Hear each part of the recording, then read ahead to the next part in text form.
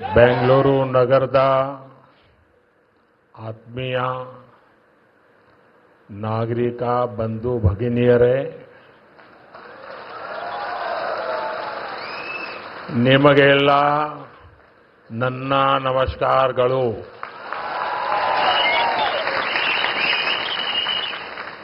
कर्नाटक के गवर्नर श्री थावरचंद गहलोत जी, मुख्यमंत्री सिद्धरामैया जी, केंद्र में मेरे सहयोगी मनोहर लाल खट्टर जी, एचडी कुमारस्वामी जी, अश्विनी वैष्णव जी, वी सोमन्ना जी,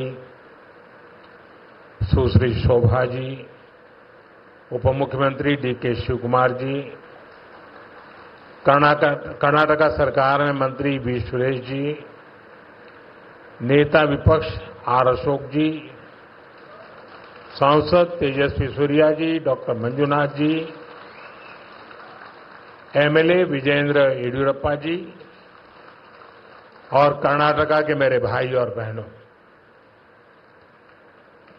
कर्नाटका की धरती पर कदम रखते ही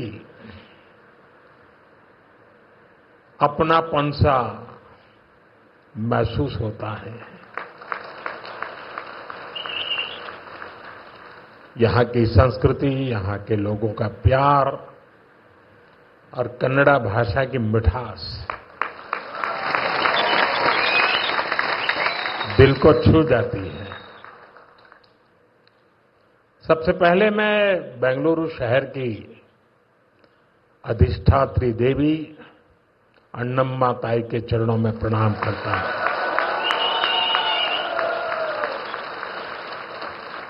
सदियों पहले नाड़ प्रभु केम्पेगौड़ा जी ने बेंगलुरु शहर की नींव रखी थी.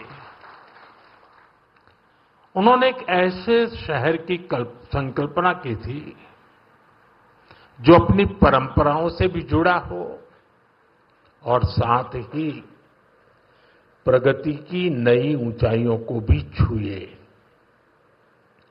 बेंगलुरु ने अपनी उस स्पिरिट को हमेशा जिया, हमेशा उसे सहज कर रखा और आज बेंगलुरु उस सपने को साकार कर रहा है.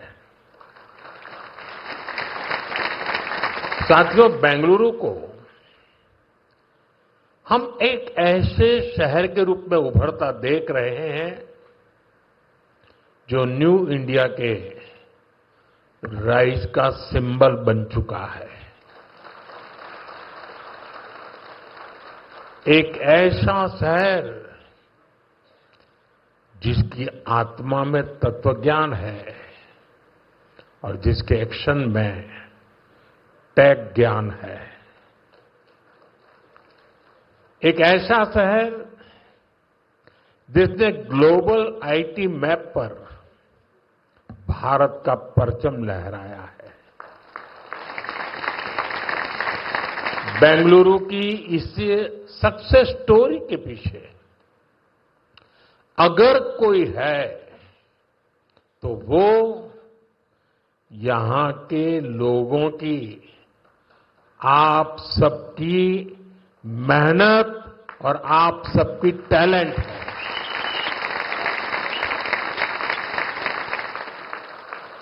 फ्रेंड्स, 21वीं सदी में अर्बन प्लानिंग और अर्बन इंफ्रास्ट्रक्चर हमारे शहरों की बहुत बड़ी आवश्यकता है. बेंगलुरु जैसे शहरों को हमें भविष्य के लिए भी तैयार करना है.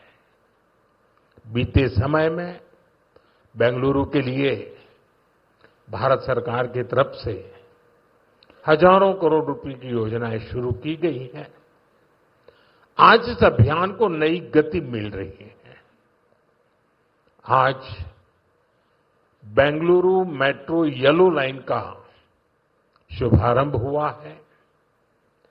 मेट्रो फेज 3 की आधारशिला भी रखी गई है। साथ ही देश के अलग अलग हिस्सों के लिए 3 नई वंदे भारत ट्रेनों को हरी झंडी भी दिखाई गई है। बेंगलुरु से बेलगावी के बीच वंदे भारत की सेवा शुरू हुई है। इससे बेलगावी के व्यापार और टूरिज्म को बढ़ावा मिलेगा। इसके अलावा नागपुर से पुणे और श्री माता वैष्णो देवी कटरा से अमृतसर के बीच भी वंदे भारत एक्सप्रेस शुरू हुई है। इससे लाखों श्रद्धालुओं को लाभ होगा, पर्यटन को बढ़ावा मिलेगा। मैं इन सभी प्रोजेक्ट्स के लिए वंदे भारत ट्रेनों के लिए बेंगलुरु, कर्नाटका और देश के लोगों को बहुत बहुत बधाई देता हूं। साथियों, आज ऑपरेशन सिंदूर के बाद मैं पहली बार बेंगलुरु आया हूं।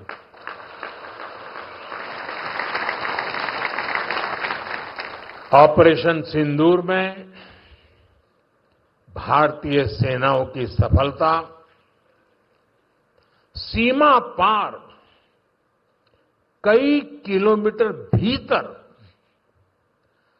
आतंकवादी ठिकानों को नेस्त नाबूद करने की ताकत और आतंकवादियों के बचाव में उतरे पाकिस्तान को कुछ ही घंटों में घुटनों पर लाने की हमारी क्षमता पूरी दुनिया ने नए भारत के इस स्वरूप के दर्शन किए हैं।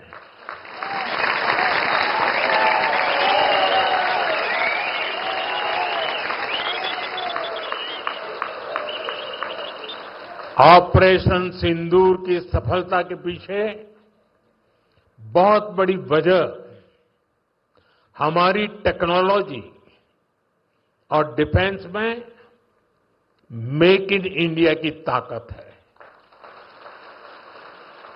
और इसमें बेंगलुरु और कर्नाटका के युवाओं का भी बहुत बड़ा योगदान है।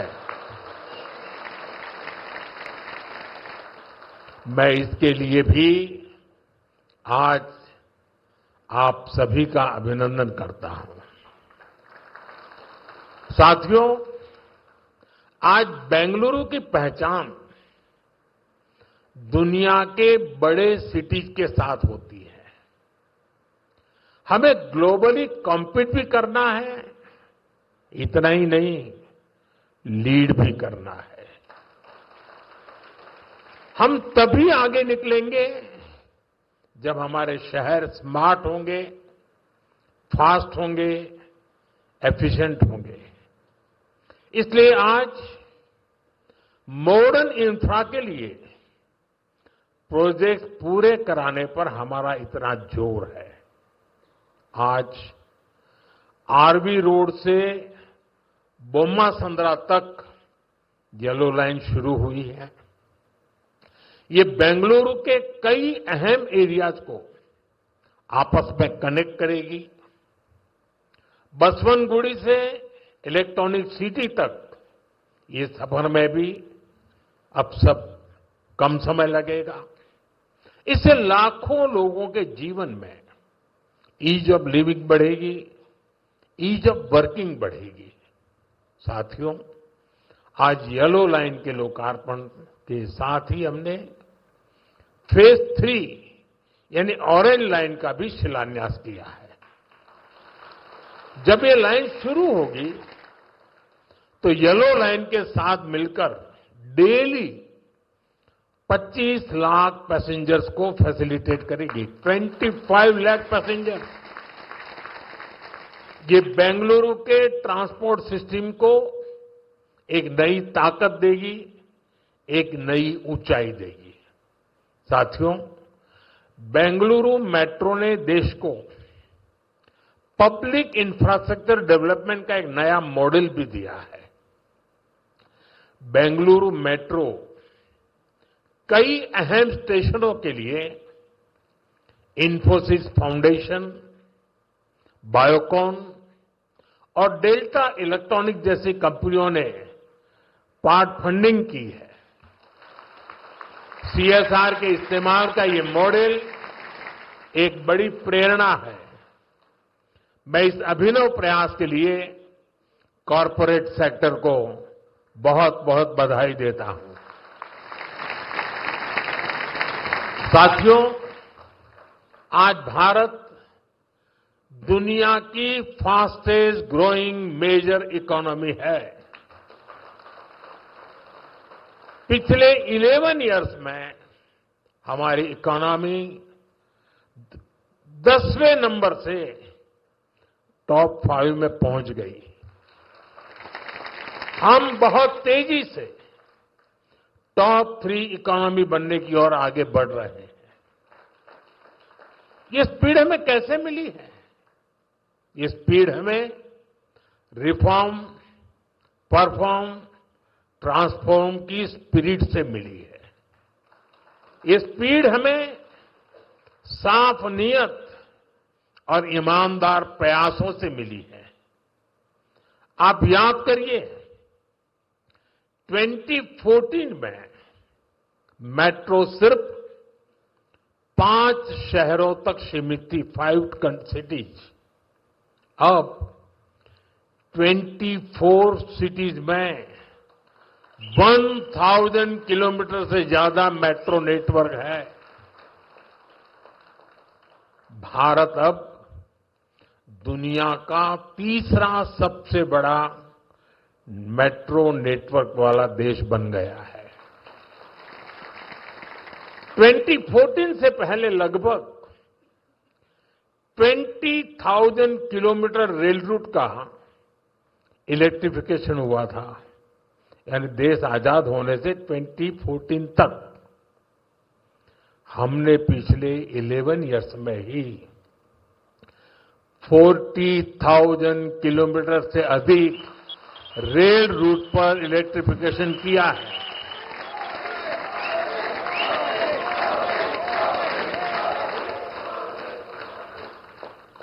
साथियों, जल, थल, नभ कुछ भी अछूता नहीं रखा है। फ्रेंड, जमीन ही नहीं, देश की उपलब्धियों का परचम आसमान में भी लहरा रहा है। 2014 तक भारत में सिर्फ 74 एयरपोर्ट थे। अब इनकी संख्या बढ़कर 160 से ज्यादा हो गई है।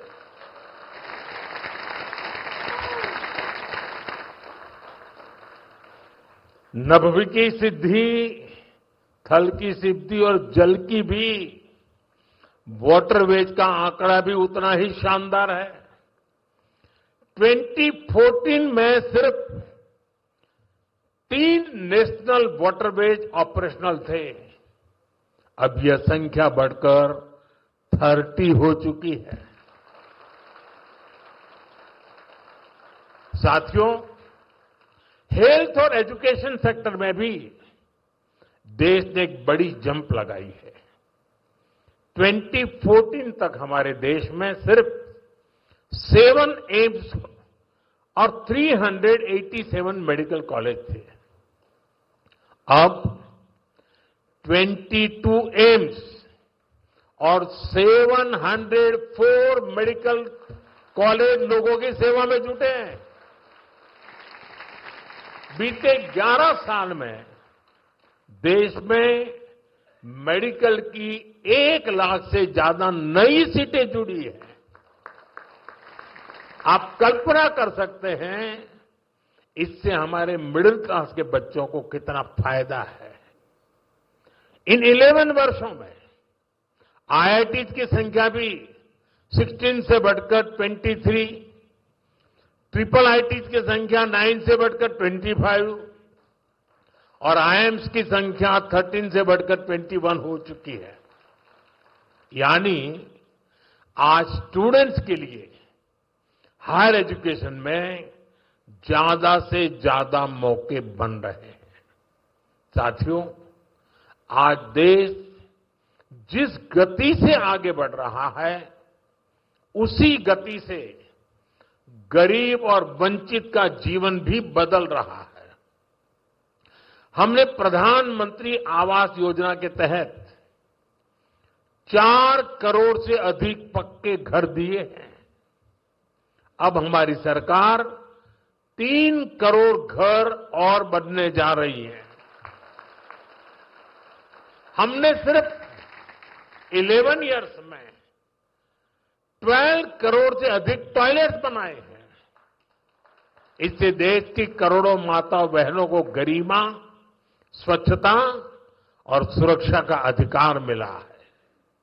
साथियों, देश आज जिस गति से विकास कर रहा है, इसके पीछे हमारी इकोनॉमिक ग्रोथ एक बड़ा फैक्टर है। आप देखिए, 2014 से पहले भारत का टोटल एक्सपोर्ट $468 बिलियन तक पहुंचा था। आज ये $824 बिलियन हो गया है। पहले हम मोबाइल इंपोर्ट करते थे, वहीं अब हम मोबाइल हैंडसेट के टॉप 5 एक्सपोर्टर बन गए हैं। और बेंगलुरु की इसमें बहुत बड़ी भूमिका भी है। 2014 से पहले हमारा इलेक्ट्रॉनिक्स एक्सपोर्ट लगभग $6 बिलियन था। अब ये भी लगभग $38 बिलियन तक पहुंच गया। साथियों, 11 इयर्स पहले तक भारत का ऑटोमोबाइल एक्सपोर्ट लगभग $16 बिलियन था। आज ये 2 गुने से अधिक हो चुका है, डबल हो चुका है। और भारत ऑटोमोबाइल का 4था सबसे बड़ा एक्सपोर्टर बन गया है। ये उपलब्धियां आत्मनिर्भर भारत के हमारे संकल्प को मजबूती देती है। हम मिलकर आगे बढ़ेंगे और देश को विकसित बनाएंगे। साथियों, विकसित भारत न्यू इंडिया की ये यात्रा डिजिटल इंडिया के साथ कदम से कदम मिलाकर पूरी होगी। आज हम देख रहे हैं, इंडिया एआई मिशन जैसी योजनाओं से भारत ग्लोबल एआई लीडरशिप की दिशा में आगे बढ़ रहा है। सेमीकंडक्टर मिशन भी अब स्पीड पकड़ रहा है। भारत को जल्द ही मेड इन इंडिया चिप मिलने जा रही है। आज Bharat low cost, high tech space mission का ग्लोबल उदाहरण बन गया है। यानी फ्यूचरिस्टिक टेक्नोलॉजी से जुड़ी जो भी संभावनाएं हैं, भारत उन सब में आगे बढ़ रहा है। और भारत के इस एडवांसमेंट की सबसे खास बात है एम्पावरमेंट ऑफ पुअर। आप देखिए, आज देश में डिजिटाइजेशन का दायरा गांव-गांव तक पहुंच चुका है। यूपीआई के जरिए दुनिया का 50% से ज्यादा रियल टाइम ट्रांजैक्शन भारत में हो रहा है। दुनिया का 50%। टेक्नोलॉजी की मदद से हम सरकार और नागरिकों के बीच की दूरी कम कर रहे हैं। आज देश में 2200 से ज्यादा सरकारी सेवाएं मोबाइल पर उपलब्ध है। उमंग ऐप से आम नागरिक घर बैठे सरकारी काम निपटा रहा है। डिजी लॉकर से सरकारी प्रमाण पत्रों का झंझट खत्म हुआ है। अब हम एआई पावर्ड थ्रेट डिटेक्शन जैसी टेक्नोलॉजीज में भी निवेश कर रहे हैं। हमारा प्रयास है कि देश में डिजिटल रिवॉल्यूशन का फायदा समाज के आखिरी व्यक्ति तक पहुंचे। और इस प्रयास में बेंगलुरु पूरी सक्रियता से काम कर रहा है। साथियों, वर्तमान उपलब्धियों के बीच अब हमारी अगली बड़ी प्राथमिकता होनी चाहिए टेक आत्मनिर्भर भारत।